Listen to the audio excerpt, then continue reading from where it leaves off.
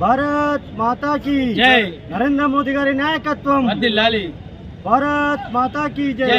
ఈటల రాజేంద్ర గారి నాయకత్వం వర్ధిల్లాలి. రామచంద్రన్న గారి నాయకత్వం జై బీజేపీ.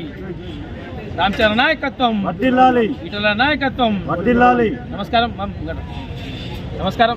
ఈరోజు మన మల్కాజ్గిరి ప్రజలకు ఎంతో మంచి రోజు.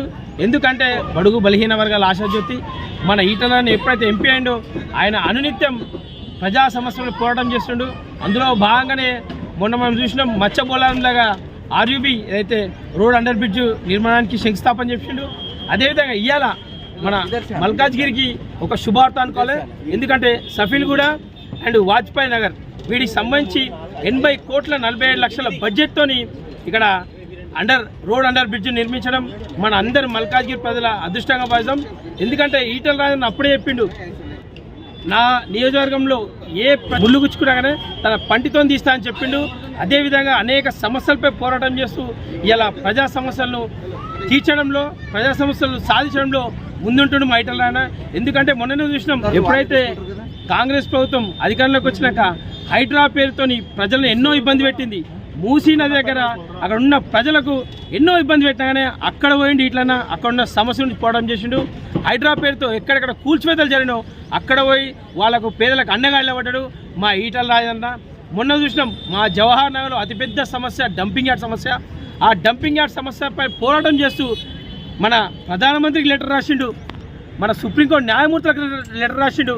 అదేవిధంగా పర్యావరణ కాలుష్య మంత్రి భూపేష్ కుమార్ గారికి కూడా అన్న ఈ మల్కాజ్గిరి నుంచి జవాన్ డంపింగ్ యార్డ్పై ఇంత పెద్ద సమస్యలు అని చెప్పేసి లెటర్ రాసిండు.